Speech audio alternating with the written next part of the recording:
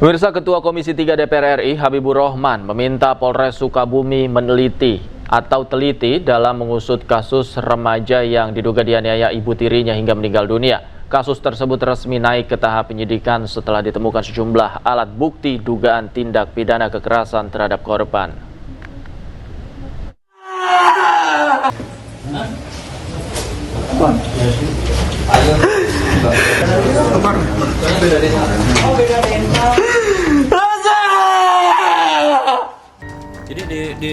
Ketua Komisi 3 DPR RI Habibur Rahman menyoroti kasus meninggalnya seorang anak berusia 12 tahun bernama Nizam Safei di Sukabumi, Jawa Barat. Korban meninggal dunia karena diduga dianiaya ibu tirinya. Ada siapa? Ya, dengerin.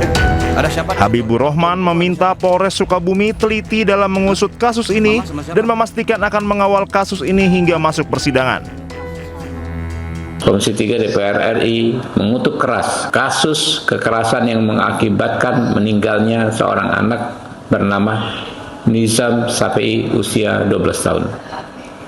Kami meminta kepada Polres Sukabumi, Jawa Barat untuk mengenakan pasal 76C junto pasal 80 Undang-Undang Nomor 35 Tahun 2014 tentang perlindungan anak kepada pelaku yang mengakibatkan meninggalnya Nizam Safei.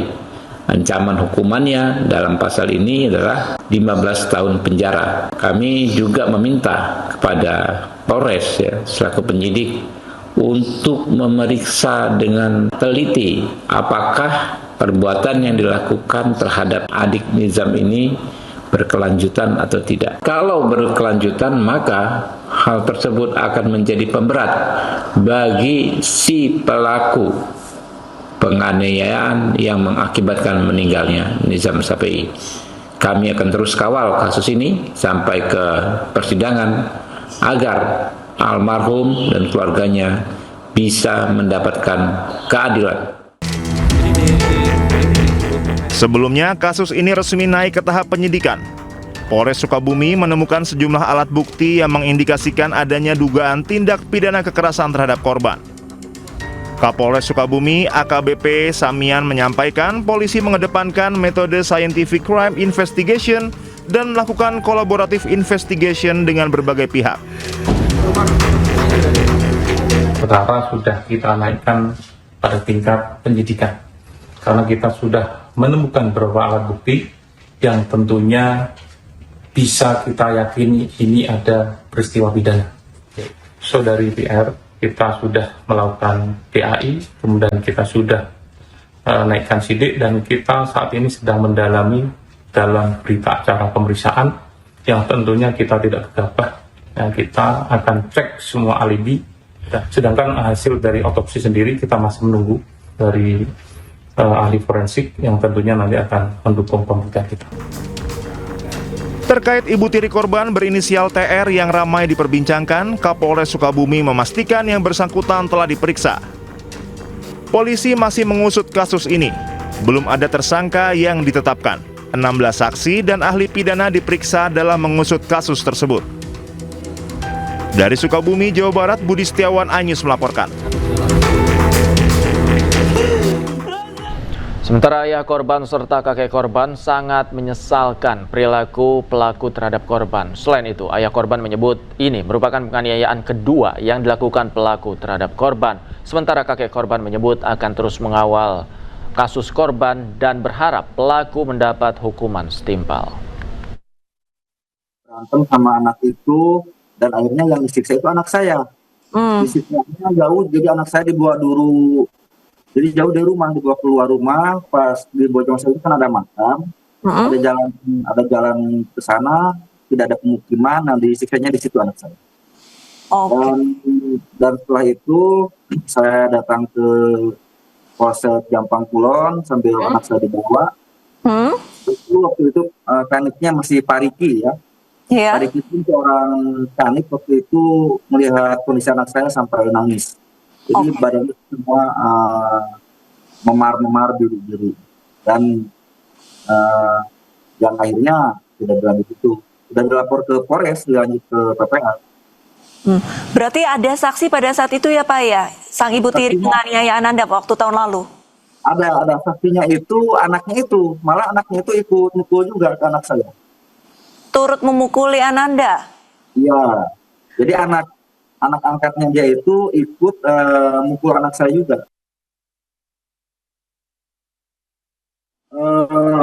Ada suatu kemungkinan ya menunggu hasil informasi dari otopsi ya. Dikarenakan kemarin untuk otopsi belum ada kepastian, katanya menunggu sangkut untuk 1 minggu ya dari kemarin ya. Cuma kalau sekarang nggak tahu berapa hari lagi.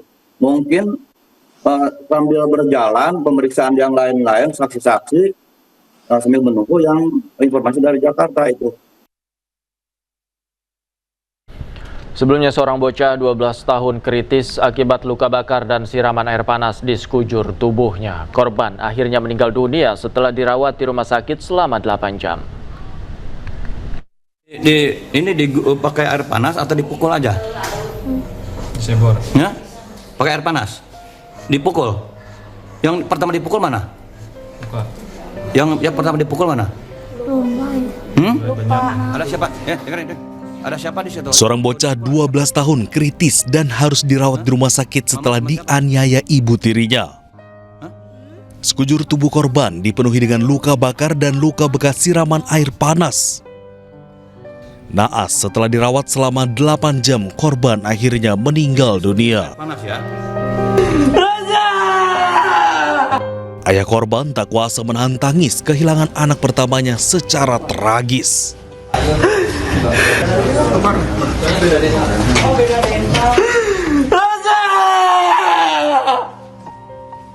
Ia mengungkapkan kekerasan terhadap putranya juga pernah terjadi tahun lalu, namun kejadian tersebut selesai dengan mediasi.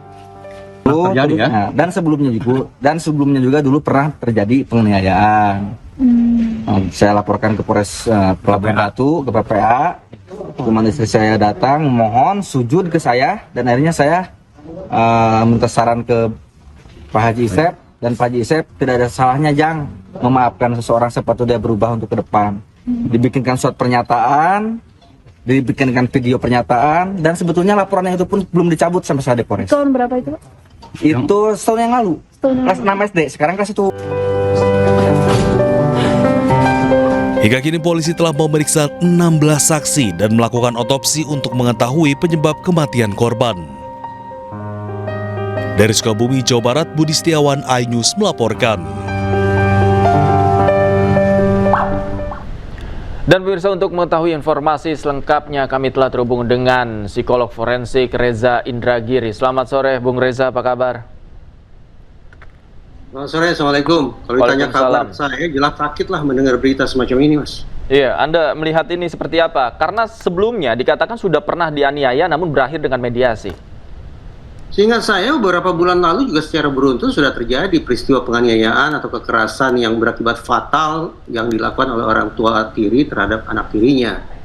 Nah, kalau dalam peristiwa ini dikabarkan bahwa tersangka itu sudah pernah melakukan aksi kekerasan serupa pada masa lalu, maka kendati katakanlah diselesaikan lewat kekeluargaan atau restoratif justice, semestinya kepada seseorang yang melakukan kekerasan luar biasa, terlebih kekerasan luar biasa terhadap anak, otoritas penegakan hukum sepatutnya melakukan pemantauan, melakukan monitoring. Karena hitung-hitungan di atas kertas, saya punya alasan untuk khawatir bahwa pelaku dengan kriteria semacam ini kemungkinan melakukan residivisme atau pengulangan perbuatan jahatnya itu relatif tinggi.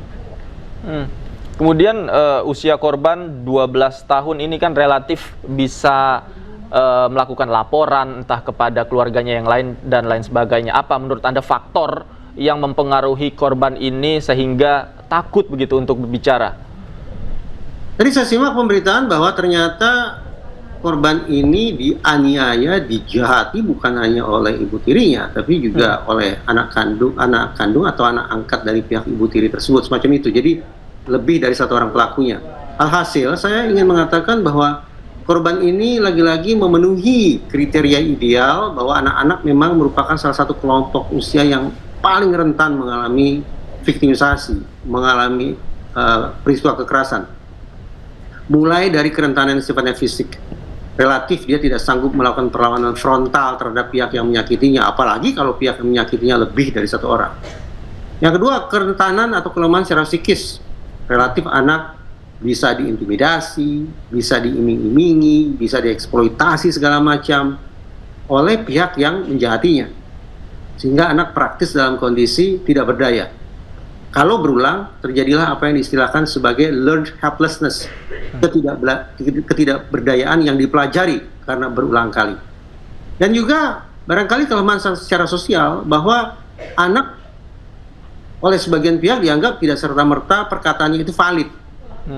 Anak dianggap mengada-ngada, anak dianggap mendramatisasi, anak dianggap membual, anak dianggap menghayal, anak dianggap berbohong, dan seterusnya.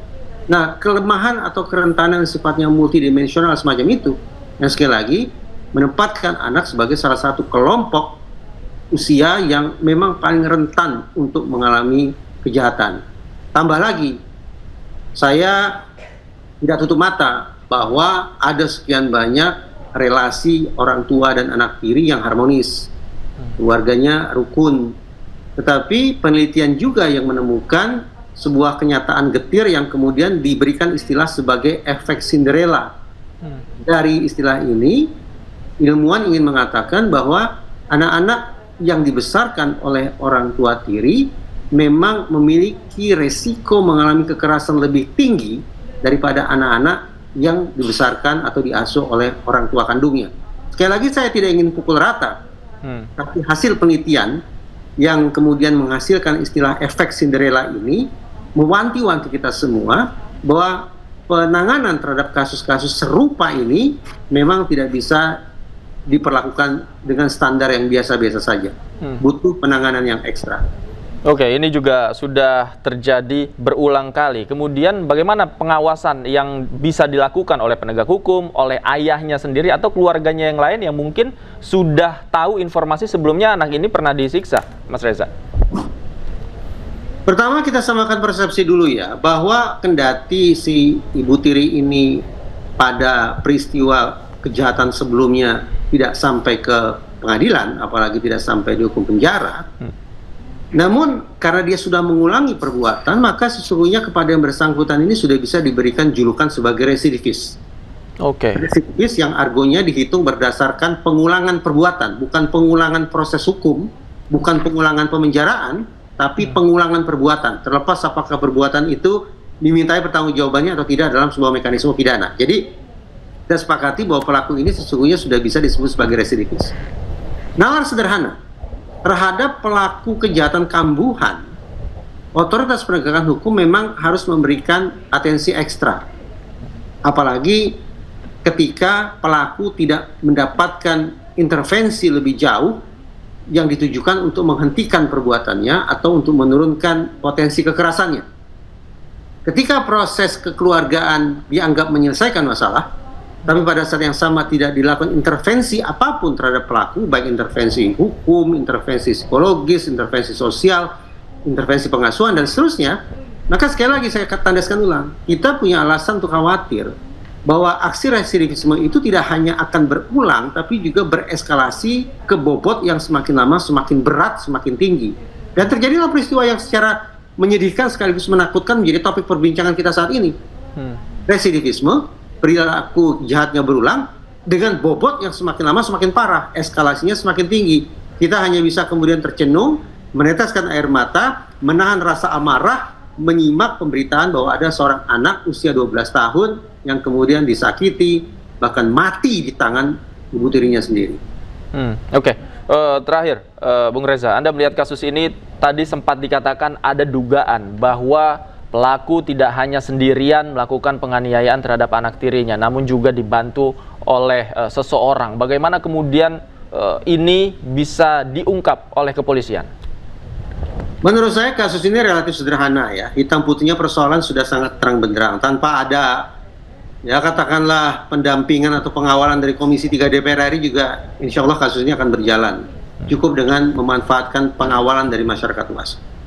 Yang saya tantang ke pihak kepolisian begini, kira-kira polisi nanti akan menggunakan pasal apa ya? Pasal yang rendah adalah pasal penganiayaan. Tentu saja digandeng dengan pasal dalam Undang-Undang Perlindungan Anak. Tapi saya ingin berfokus dulu pada KUHP-nya. Yaitu pasal apa yang akan dipakai? Pasal penganiayaan? Mungkin. pasal pembunuhan boleh jadi. Tapi saya ingin katakan, kalau bisa polisi menemukan adanya 4 unsur di kepala pelaku pada saat melancarkan aksinya terhadap anak itu, maka saya mendukung pihak kepolisian untuk menggunakan pasal pembunuhan berencana. 4 unsur yang saya maksud adalah, cek di kepala pelaku sudah ada tidak kalkulasi tentang target. Oh jelas, anak ini adalah target. Yang kedua, resikonya apa? Barangkali pelaku sudah mempertimbangkan atau memperhitungkan apa saja yang akan dilakukan untuk lolos dari jerat pidana. Yang ketiga, resources, sumber daya. Pasti ada orang lain dibawa ke tempat tertentu, pakai kendaraan, memilih waktu tertentu dan tempat tertentu. Itu sudah jelas menunjukkan adanya sumber daya. Dan yang keempat, insentif. Kira-kira apa ya yang menyebabkan pelaku ini sedemikian bernafsu untuk menyakiti bahkan menghabisi anak tirinya tersebut? Ingin mendapatkan harta? Ingin menguasai cinta dari suami? Atau apa?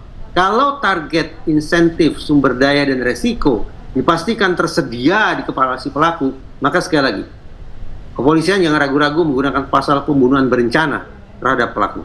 Oke, baik, kita pantau nanti seperti apa pasal yang dikenakan oleh polisi. Kita kawal terus bersama kasus ini. Bung Reza, terima kasih banyak sudah bergabung bersama kami. Selamat sore, Bung. Sehat selalu. Selamat sore. Assalamualaikum. Waalaikumsalam.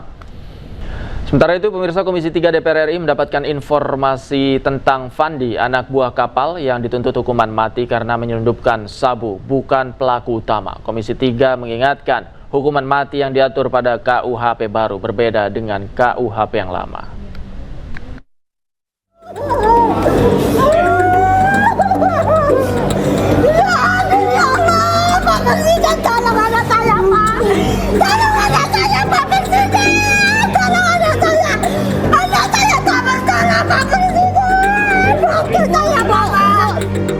Kejaksaan Agung menjelaskan tuntutan hukuman mati kepada anak buah kapal Fandi Ramadan pada kasus penyelundupan 2 ton sabu didasari fakta hukum dan alat bukti di pengadilan.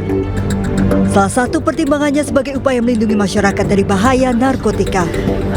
Komisi 3 pun menggelar rapat khusus membahas kasus ini.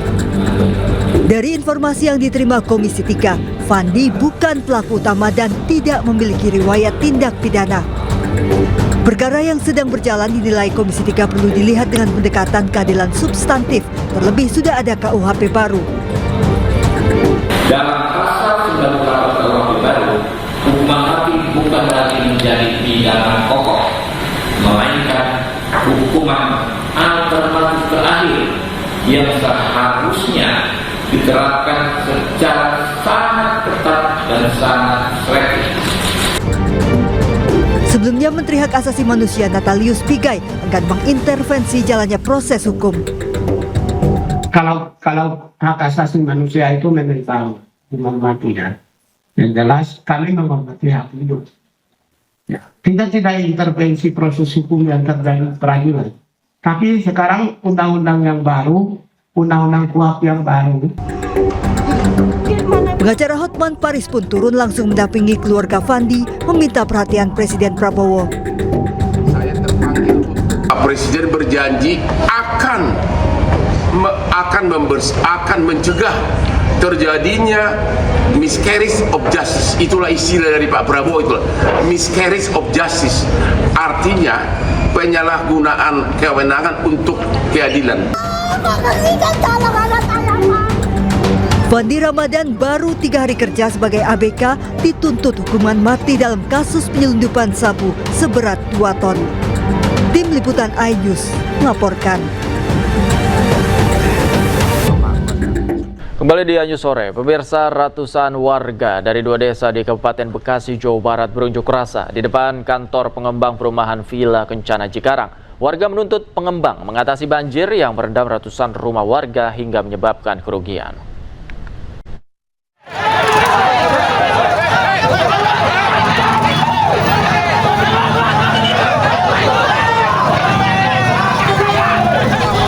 Kericuan terjadi saat ratusan warga mendatangi kantor pengembang perumahan Villa Kencana Cikarang, Jawa Barat. Warga protes karena setiap musim penghujan, rumah warga yang berada di Desa Sukajadi dan Desa Karangsentosa, Kecamatan Sukakarya, Kabupaten Bekasi, Jawa Barat, terendam banjir dengan ketinggian hingga 2 meter. Mereka menuntut pengembang mencari solusi mengatasi banjir yang berdampak pada tempat tinggal mereka pada saat musim penghujan yang sudah terjadi 3 kali di tahun 2026. Ada 8 tuntutan, Pak. 8 tuntutan, diantaranya tuntutan yang belum direalisasi dari banjir yang tahun 2023. Ya, dan sekarang banjir kembali selama 14 hari. Berarti 3 tahun ini 2 kali banjir, dan 1 tahun ini udah 3 kali banjir. Kita minta solusinya supaya banjir itu nggak terus datang, karena setiap banjir, setiap hujan gede pasti kita was-was banjir, dan itu selalu airnya langsung naik, cepat naiknya tapi lama surutnya. Usai didemo warga, pihak perumahan Villa Kencana Cikarang menyatakan komitmen untuk memberikan kompensasi kepada warga yang berdampak banjir pada bulan Juli 2026 mendatang. Warga berharap komitmen tersebut tidak sekedar janji, melainkan langkah nyata dan berkelanjutan demi menjamin keamanan dan kelayakan tempat tinggal mereka. Dari Kabupaten Bekasi, Jawa Barat, Didit Junaidi, iNews melaporkan.